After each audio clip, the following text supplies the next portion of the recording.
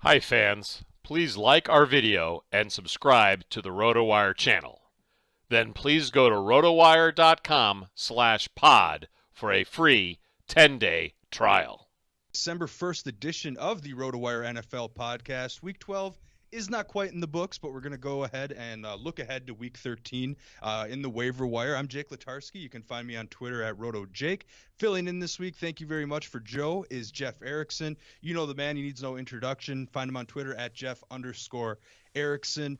FSTA Hall of Famer. Also, I found out recently, member of the Hole in One Club in golf. And very, very recently, almost made it a second one. Jeff, how's it going today?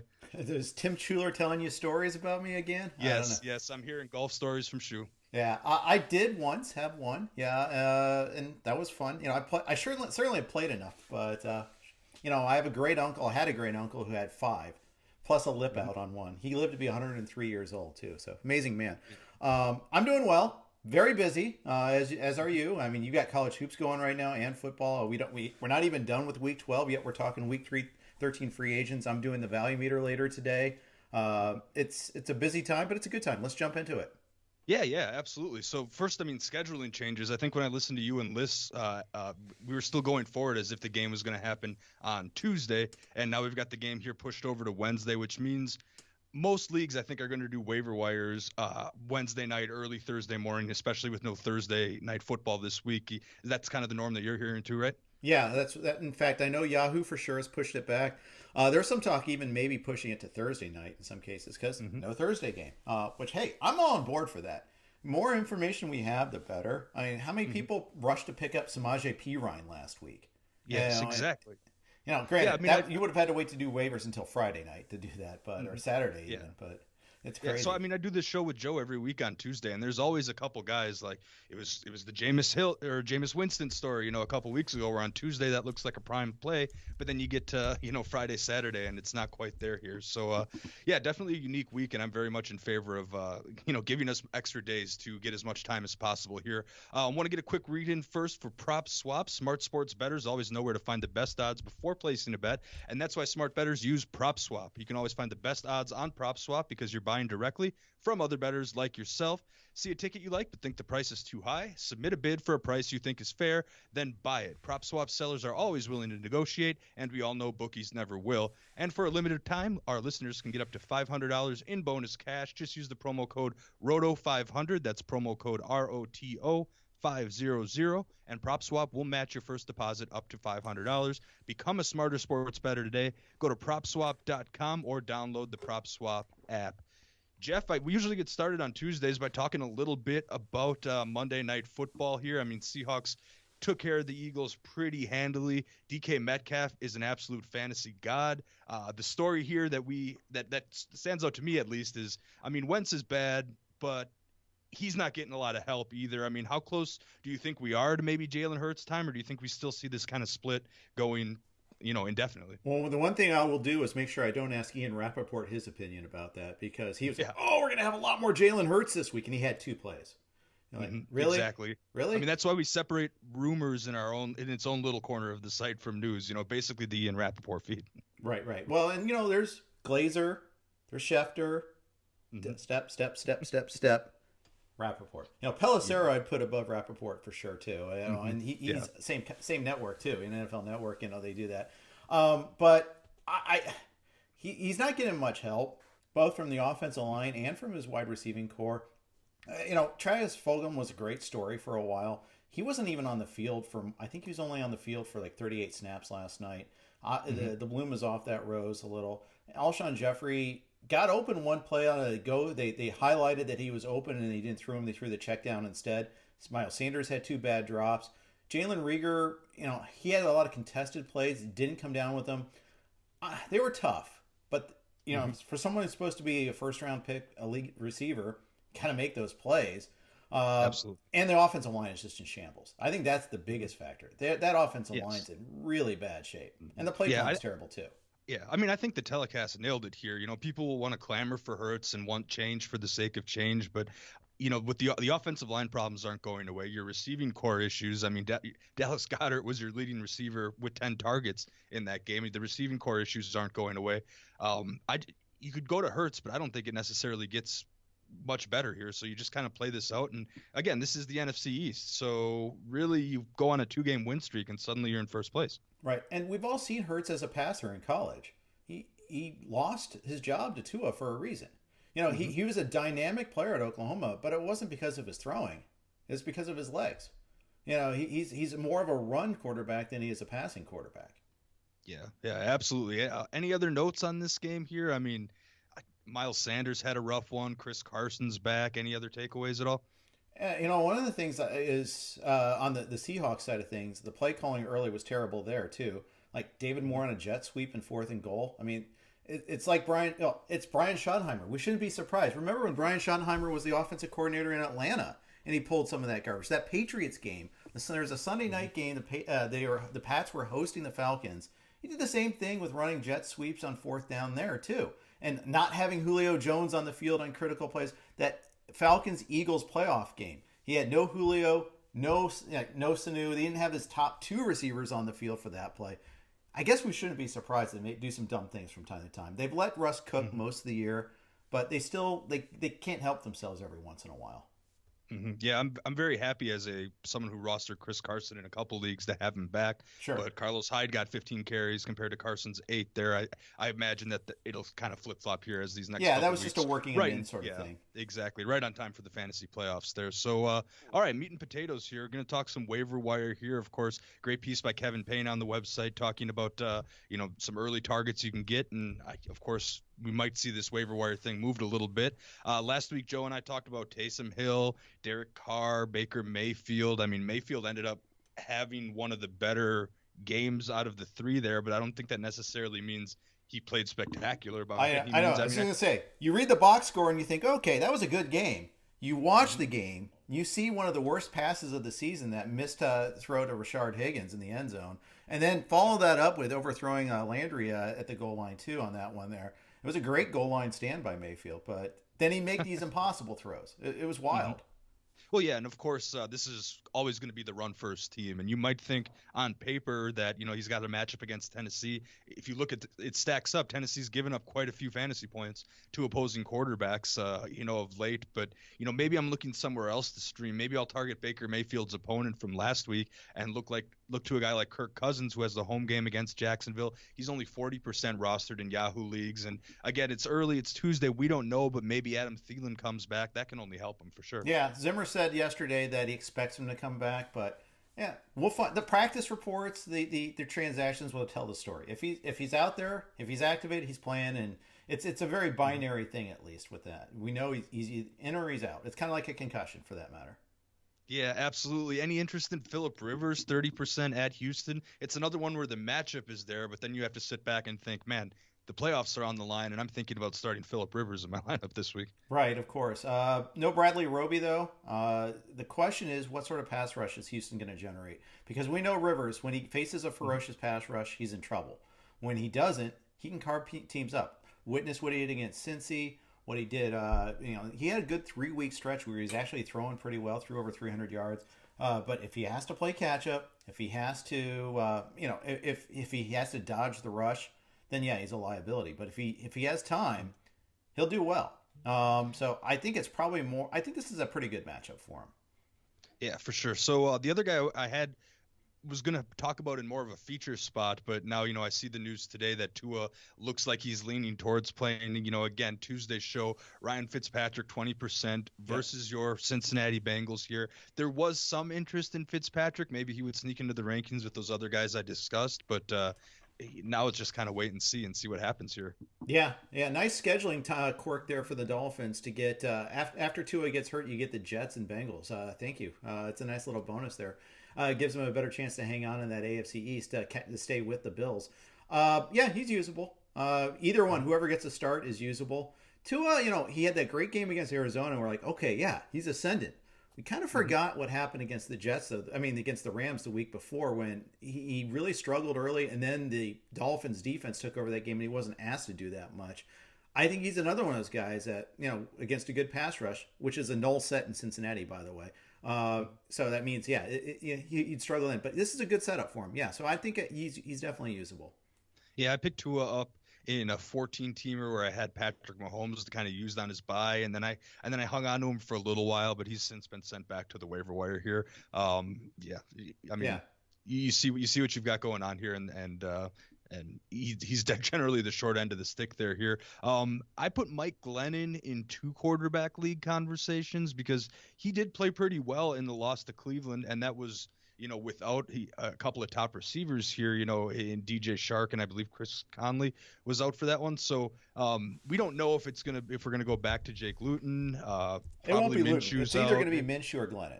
And it might be Minshew. That's the thing. That's the wild card here in that one there. I would actually take a look at Gardner Minshew and see if he's available, because it's a good matchup against Minnesota. You absolutely. Want that climate controlled indoors. This bad defense. They're getting a little bit better here and there. Eric Kendricks is a really good linebacker. He's causing problems for people, but I think that that's not a bad matchup there, especially if they get DJ Chark back. That's a big consideration there too. Yeah, absolutely. So whoever's under center there, assuming you get Chark back. The latest we have on our site is, Coach Doug Marrone said after the game that Glennon's performance will certainly impact the decision-making process, for the Vikings thing. And like you said, glorious matchup against the Vikings. That's kind of a JV secondary there. They lost their big guys and then have also kind of been bit by the injury bug a little bit. More 2 quarterback league guys. We kind of talked about Hurts. I don't necessarily see him getting enough snaps to be relevant. And I mean, he's kind of one of those guys that maybe is rostered in 2 quarterback leagues already. I mean, I think I know the answer to this, but any interest in Colt McCoy if Daniel Jones can't go? All ports in a storm. It is Seattle, although that Seattle is obviously not the same matchup as it was earlier this year. We've seen the last couple of weeks they played harder. But yeah, I mean, if it's him or, trying to think, he's probably QB 31 or 32. But guess what? If you're in a super flex league, I'm in a 14-team super flex league. Just like every job has value, every quarterback has value in that sort of sense. You might not, because some people are hoarding. They have 3, maybe 4 quarterbacks. You got to. That's the port in your storm right there. Yeah, that's exactly why Joe and I try to hit a couple of these fringe 2 quarterback leagues, guys. I mean, Andy Dalton, 11% at Baltimore. Sam Darnold looks like he's going to be back, 8% versus Las Vegas. They're definitely in a tier below that first set of guys that we talked about here. And the Giants, Seattle, they're 32nd in the league right now in points allowed to opposing quarterbacks per game. So that's pretty rough. And also, but like you said, they look a little bit different. Will Colt McCoy see Jamal Adams coming? That was the big thing. He got home several times last night. Yeah, and so if your choices are Brandon Allen and Colt McCoy, I think I'd go McCoy. Mm-hmm. Yeah, exactly. And I don't know, maybe like a Mullins ahead of him. I don't think Jimmy G's eligible to come back yet. So although you saw that comment though that Shanahan wants him back by the end of the year. Him and Kittle both. The Niners have life. And that's amazing. I cut Kittle because it was supposed to be an 8-game injury, and I figured, what's the best case scenario? I maybe get him back week 17 or in the playoffs. That's not going to help my fantasy team, but apparently I'm going to help somebody else because now I'm sitting there with I think Noah Fant is my starting tight end, and there's no quarterback. Yeah. Although they'll have a quarterback this week at least. All 3 of those guys tested negative. They're supposed to be eligible again on Wednesday. So, and I got to expect they're going to sign another safety, another quarterback that's put away on their practice squad, and they'll quarantine this one too. Yeah, exactly. So I assume it'll be Drew Lock. I mean, just for the 2 quarterback, I'd agree with that. Leagues out there. Yeah, I think he was out because of the contact tracing, but tested negative on Sunday, but just wasn't going to play. Overly precautionary. That's right. Well, it's because they all were maskless and on camera without masks in the same room together. So okay. Yeah, that's a big no-no for 2020 here. I think we covered the quarterbacks about as well as we possibly can. So let's move on to running backs. Last week, Joe and I talked about Gus Edwards, who, of course, still hasn't played yet. We talked about Frank Gore, who seems to be still in play. He's only 25% rostered in Yahoo leagues. James White has kind of crossed our 50% rostered threshold. He ended up with 2 touchdowns. Brian Hill, kind of that Hill-Ito Smith split. Carlos Hyde, Kerryon Johnson. I mean, out of that group here, we'll see what happens with Edwards tonight. I mean, I've seen kind of, or tomorrow night, I should say, I've kind of seen some rumblings of maybe, Ingram or Dobbins suddenly being eligible if, the game's pushed back enough. So maybe that smashes out Edwards a little bit. But what about Frank Gore? I mean, it's amazing that we have to have this conversation here in 2020. But, if he's going to get that type of carry volume, you don't ever feel good about starting Jets, but he's a guy that you either pick up because you need a running back or you pick up to block your opponent from getting the starting running back, right? I can't do it. I just can't. I understand, again, the any port in a storm theory. I just advocated it, but it'll take 21 touches last week. And LaMichael Pirine being out just changed everything there. I get it when your alternatives are so thin, but I would rather see them, it's just so Jets that they don't even think about going Ty Johnson or Josh Adams. It's just, we got to go with the professional, Frank Gore and all that. There's just no upside there. There's just none. Exactly. It was 18 carries for Gore for 2 to Johnson. Gore was on the field 58% of snaps, 18% to Johnson, and he even ran more routes. So, the usage is there. I always like to say that, half of fantasy is skill and half of fantasy is opportunity when you're evaluating players. Who knows where the skill's at 37, but the opportunity at least seems like it was there. At least with LaMichael Pirine, I was mildly interested, as a younger guy with some upside there. Not so interested in Gore, even though he's got the Raiders this week, and on paper that's a decent matchup. 28th most fantasy point, or 28th least fantasy points allowed to opposing running backs here in standard formats. So definitely someone to think about here. Speaking of younger guys with a little bit more upside, I think Cam Akers has to work his way into the conversation. We were talking about Jerry's hidden stat line article here. He mentions in that Akers took 54% of the second half snaps and got 8 of the 9 carries. So I guess 1, if you're a Darrell Henderson owner, are you worried? And 2, are you rushing to pick up someone like Akers this week? If you're a Darrell Henderson owner, you're in a perpetual state of worry. Of course. And yes, I have them in 3 leagues, of course, too. You can't really use any 3 of them, any of the 3. At least not reliably. If you're in a super deep league, and those do exist, I'm in one. I'm like that said Superflex league. It's not only is it a Superflex league, it's 14 teams, and there's 2 additional flex spots and 2 tight end spots. Yeah, so we dig into the corners pretty deep. And you add in, Carolina and Tampa Bay being on bye, you might not have Mike Davis this week. Okay, yeah, I'll go with that there. I like KP's primary target, though, this week, Devonte Booker. I don't think Josh Jacobs is going to play. I know Jacobs is sharing the brave talk and all that, but I really like Booker this week. And, it's against the Jets. They're favorites. They're going to run the ball a lot. They're going to try to, at least. After that stink bomb they laid against Atlanta, who knows? But I do think Booker's the guy I really want to go after this week. Yeah, absolutely. I was going to get to him next, and I think an argument could easily be made for Booker being the number 1 overall pickup this week. Of course, when Josh Jacobs dealt with that ankle injury, Jacobs is tough. He's played through a lot of injuries in the past and during his rookie season. But it was Booker that was getting out there, 35% snap share, 5 carries, compared to 60 for Jacobs. Of course, the blowout nature of the game had a little bit to do with that. The Raiders just got destroyed by Atlanta here. Also worth noting, Jalen Richard was out due to a non-COVID illness, so he could be back to kind of sneak into that carry workload there. But upcoming matchup against the Jets, this is this could be the top pickup of the week. Probably is. Yeah, and if you have Jacobs in leagues, and like I do, I actually have Booker stashed. It's that time of year where I don't always go out and get the top backup to a player, but now that it's identified, it's clearly Booker. Earlier it was uncertain whether it was Booker or Richard. Now we know it's definitely Booker. You go grab that guy just for this sort of rainy day. And so that you don't have to compete in fab for him. Yeah, so that's what I wanted to discuss, because I've got myself an interesting fab dilemma on my hands. My 3 running backs are Josh Jacobs, Chris Carson, and Mike Davis, of course. So Carolina being on bye this week, Carolina and Tampa Bay on bye this week.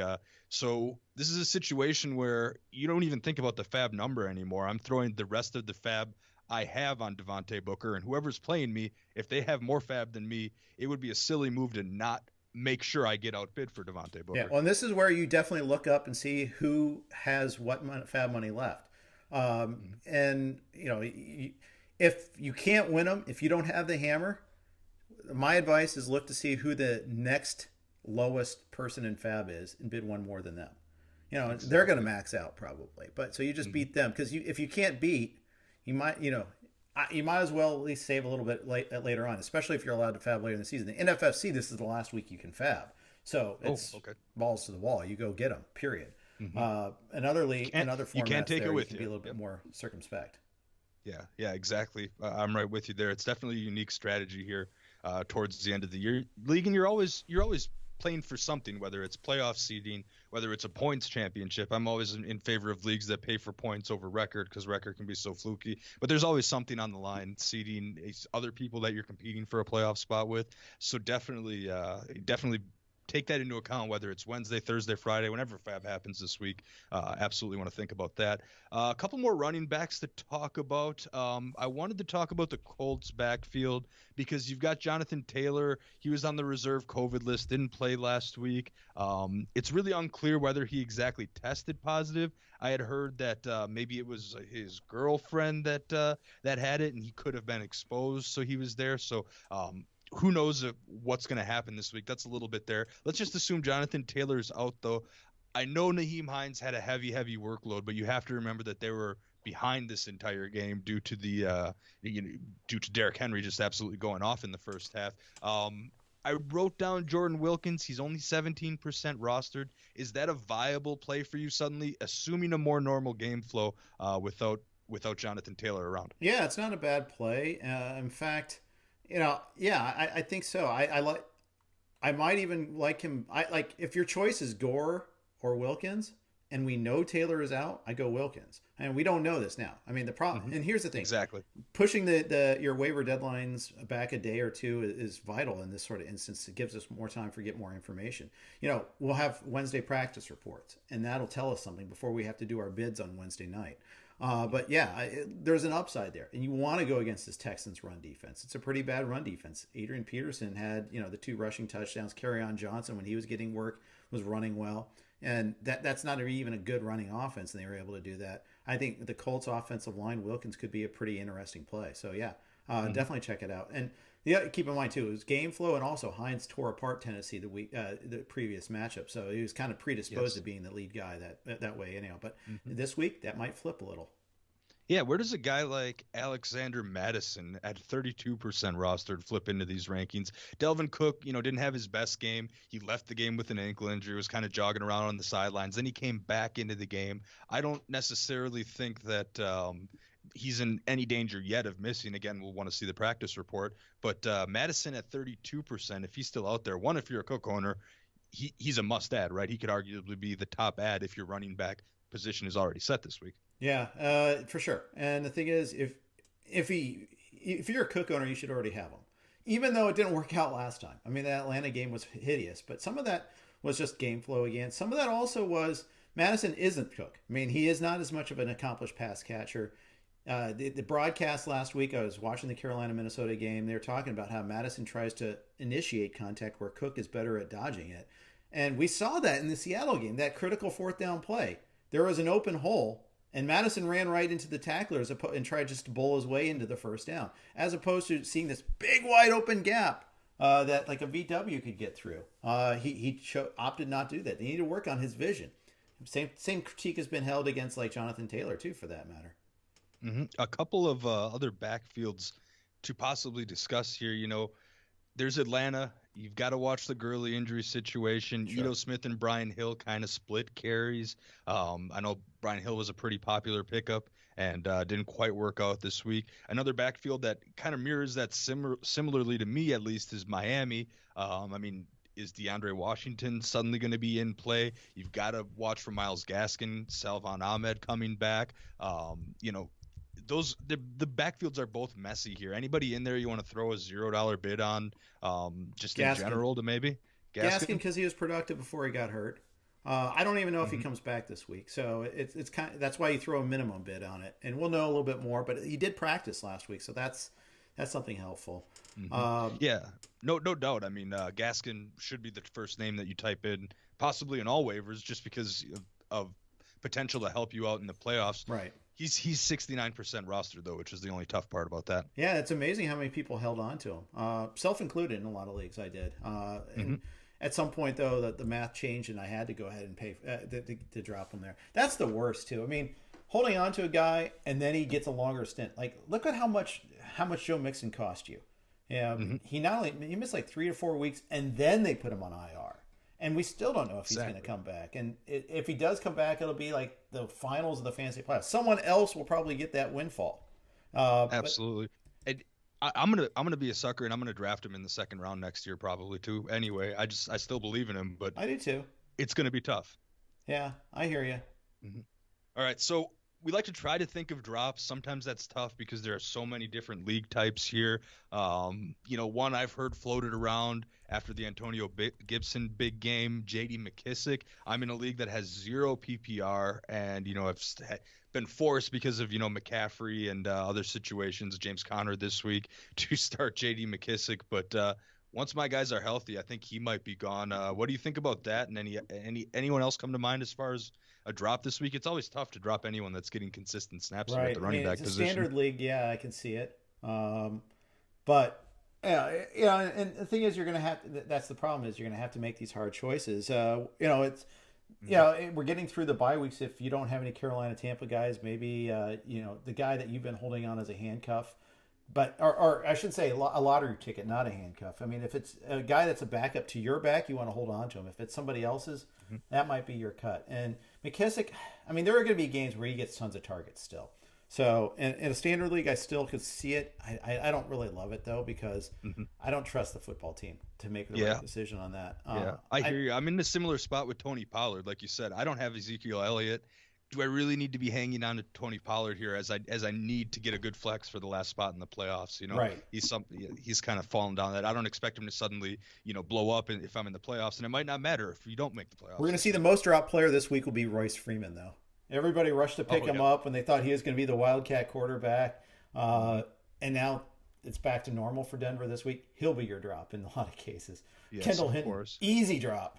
Yes, yeah, those guys absolutely. All right, that just about wraps things up for running backs here. Real quick, sports bettors know that the magic happens when you turn a hunch into action and apply the right amount of expertise. That's why BetMGM has teamed up with RotoWire to offer new BetMGM customers a free 6-month RotoWire subscription when they place their first bet.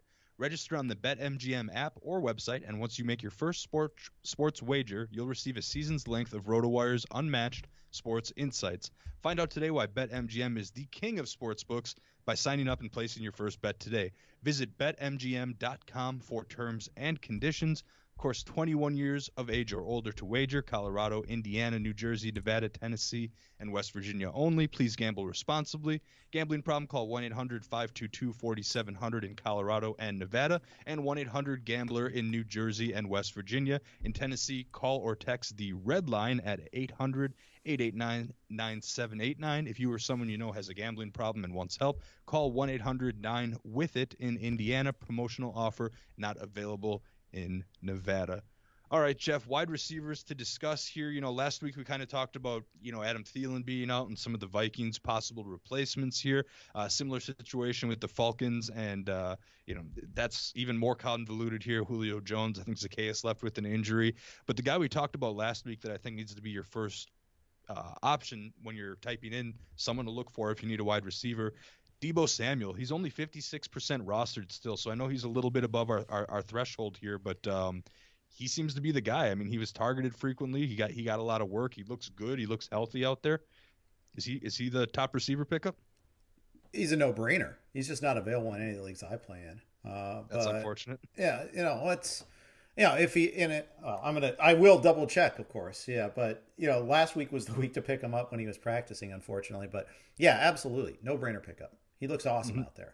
And he'd be the guy you flex over someone even like Devonte Booker or something like that. I mean, yeah, he's a starter for the rest of the season here, especially without Kittle. We'll see what we have there. We got the news yesterday. I don't know if this came in time for your guys' show, but Will Fuller here, tested positive here for a banned substance, 6-game suspension here. The Houston receiver thing, it's kind of a mess. They let Kenny Stills go. Randall Cobb's on IR. So really the only 2 healthy, active wide receivers after, of course, Brandon Cooks, who's I looked, and I have Brandon Cooks in a couple places. He was only 63% rostered on Yahoo, so maybe that's worth checking out because he could be relevant in maybe a 10-teamer now. Oh, Cooks is relevant in every team, every league. Mm-hmm. He's been good ever since Bob got fired. He's right up there with Debo. Maybe higher for that matter. Oh yeah, I guess I misspoke. I meant to say maybe available in a 10-team league. Okay, definitely fair. relevant. Okay, yeah, cool. Definitely relevant in 12 and 14 team leagues. But the question in terms of relevancy is what happens with Kiki Cutie and Isaiah Coulter. It's tough to envision picking those guys up and starting one with the playoff spot on the line, but those are the next men up here. Do you see that, or do you think they just throw to the backfield or to go the to maybe tight a Jordan Akins? I think Jordan QT Akins is my first got thought. some currency. Coulter is kind of a cipher. We don't know. He could have a Richie James game, or and then have the rest of Richie James the season after that. It could be like that. It's possible. I don't like the matchup this week against the Colts. I think that's kind of a tough setup there. So I'd go after QT. I probably would, it would take a lot for me to go after Coulter. Yeah. Oh, QT like a DFS tournament flyer, or not even in the player pool?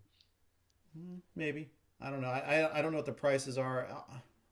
I assume it'll be minimum price. I guess that's where I was working for that question. I think he'll be more than minimum price. He's their number 2. He was already their slot receiver going into last week, the Thursday game. So he'll be above minimum, I would think. But I don't know. I'm not the DFS pro here. Yeah, he missed a lot. DFS skills. Maybe college basketball DFS. Right. A and little MMA, bit, MMA too. MMA is so hard to play DFS because it just variants. Fist fighting in a cage, favorites only win 60% of the time. There's a whole nother show to be done about that here. But yeah, Kute, 7 targets in the last 2 games against the Patriots and the Lions. I expect that number to go up here. Brashad Perriman in half-point PPR his last 3 games, 9.9, 12.4, 24.6. If you're in the position, do you cut Crowder and pick up Perriman? Probably. Going back to Darnold almost hurt Perriman. It's kind of funny. But yeah, that Rams game is horrible for him, obviously, because I bet you that's Ramsey that takes him. But Raiders and Seahawks, that doesn't scare me. You could probably Raiders. Those are the next 2 up, and I can buy that for sure. Let's see. What about Buffalo? John Brown, he was placed on IR before Sunday's game. I'm seeing Gabriel Davis pop up on a lot of lists here. 96.8% of the snaps, which was the same as Stephon Diggs, higher than Cole Beasley. He's out on the field a lot, not getting a ton of work. I guess maybe talk about him in comparison to someone like Kuti. Who are you looking to grab first? I'm going Davis for sure. Better up. I think it's a really good passing offense. I don't trust QT as much. I know. I love Watson, but I love Allen too. Game flow was one of the reasons why Davis didn't get as many targets. They were trying to run the game out, and that was a mistake. But sure. I think this week at the Niners, they're going to have to throw more. I think it'll be more of a shootout potential. I'm definitely interested in Davis. I like him quite a bit this week, and like him. He's already kind of had that upside, but he had to be he was 4th in line. That was what made it difficult to really invest in him. But with Brown officially out of the way, I like it. Yeah, rewind all the way back to week 5 for Davis against the Titans. 9 targets, caught 5 for 58. So at least you've seen some of that ceiling before. I'm with you there here. It's pretty barren for wide receivers, beyond those couple of guys.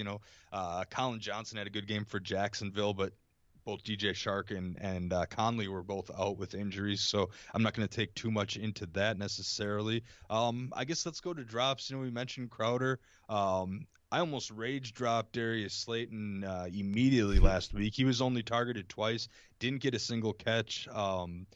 We think Daniel Jones is probably coming back, but I don't think that situation improves for him by any means if it's Colt McCoy under center.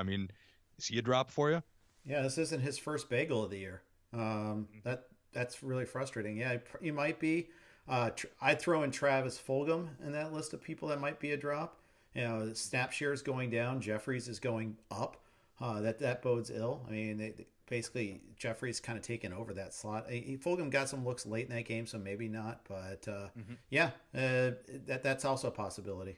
Yeah, definitely. And I wrote down, I went to my Packers. I went to Marquez Valdez-Scantling just because Alan Lazard is like fully back now. There's no more, there's no more easing him back in. And Valdez-Scantling was against the Bears here. I hardly noticed this when I was watching the game. I was celebrating too much, but 56 snaps on offense for Valdez-Scantling, and it looks like 0 targets after getting 6 targets in each of the last 2 weeks. So, there's the fumble here. I don't like to really get on him for that fumble because he set them up to help win the game in the first place. But again, they didn't have to air it out this whole game, but Lazard has clearly surpassed him on the depth chart, and you can argue that Robert Tonyan and Bobby T is up ahead of there in the pecking order as well, and both the running backs. So, if you had to let MVS go in fantasy, I could definitely buy that. Yeah, I could see that too. The snap share is what encourages me about him. Game flow too is another. I mean, they were blowing out the Bears, and in the second half they didn't throw the ball that much.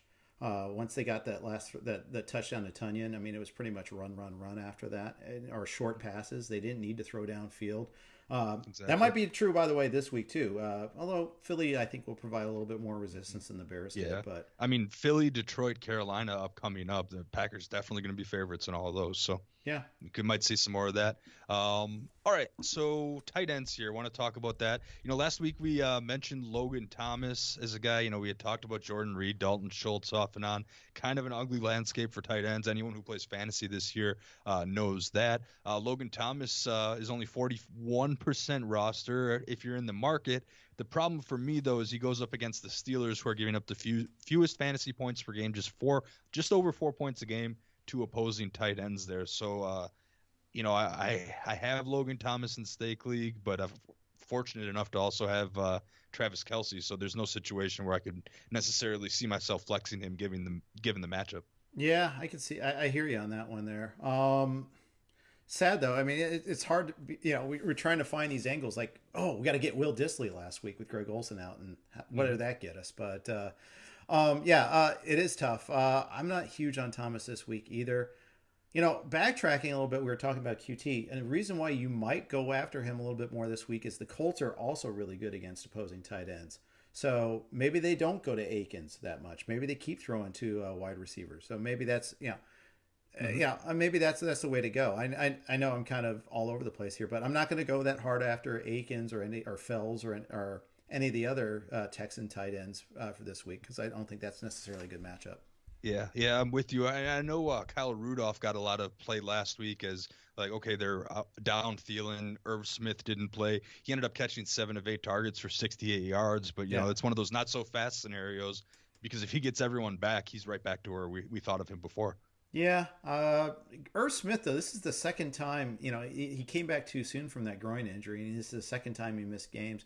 I think Rudolph might be a play this week. We'll see what happens with Smith, but they will need it. The good news about Minnesota is they have an extremely narrow tree. It's Cook, Thielen, Jefferson, and the tight ends. And that's pretty much it. That's the list. Every once in a while you get Amir Abdullah saying, hey, I exist still. But for the most part, you're good there.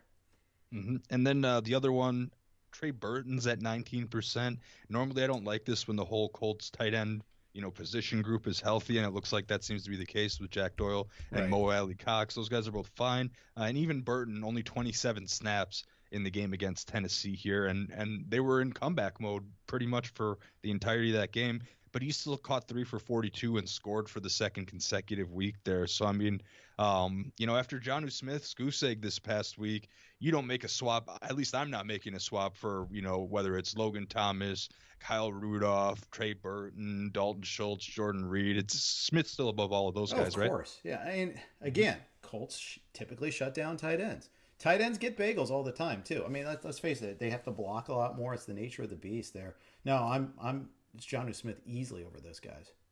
Mm-hmm. All right. So now we're kind of over to defenses here. I was looking. This is a really, really tough week for streaming defenses. I guess I'll just kind of read some of them off. 50% is generally our roster threshold. Hopefully, you listened to the show a couple weeks ago and picked up the Miami defense because their nice schedule is going to continue. But I mean, let's see. New England at the Chargers, they're 49%. San Francisco versus the Bills, they're 38%. The other half, the Chargers versus the Patriots, they're 36%. Not touching Washington at Pittsburgh, not really touching Philly at Green Bay. Tennessee, 26% versus Cleveland. I mean, you don't want Denver against the Chiefs. Any of these matchups? You got one for me? Hear me out. Seattle had 6 sacks last night, and they're facing Colt McCoy. All right. Why not? Yeah, and they're I don't know, home or away really matters that much, except the Giants have to travel. Give me Seattle's defense as a stream this week. Mm-hmm. Yeah, sure. I can buy that. We don't necessarily know for sure it's Colt McCoy, but even if it's Daniel Jones, I mean, he likes to turn the ball over just as much as the next guy. So right, I can definitely get you there. So and how about your Packers against the Eagles and their lack of offensive line? Mm-hmm. Yeah. So let's see here.